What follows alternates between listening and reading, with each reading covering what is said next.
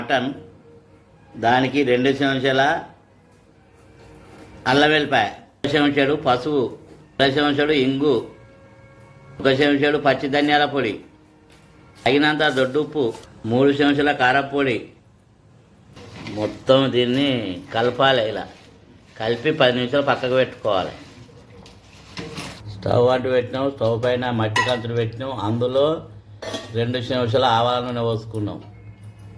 అయ్యామాకు, మెంతి, పచ్చిమిర్చి, ఉల్లిగడ్డలు దూరగా గోలించుకోవాలి.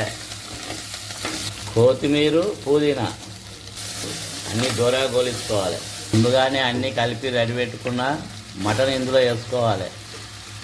5 నిమిషాలు ఉమ్మగిలాలి. 2 చెంచాల నీళ్ళు పోసుకోవాలి. ఇలా కలిపి దీన్ని 30 నిమిషాలు ఉడికించుకోవాలి. కూర ఉడుకుతున్నది, మటన్ రెడీ అయింది. ఇలా మధ్య మధ్యన కలుపుకోవాలి. ఇలా కలుపుకోవాలి. గరం మసాలా వేసుకోవాలి. స్టవ్ ఆఫ్ చేయాలి, దించుకోవాలి. ఇప్పుడు 4 కూర రెడీ అయింది, గుమగుమలాడుతుంది. వేడివేడి అన్నంలో తింటే చాలా రుచిగా ఉంటుంది.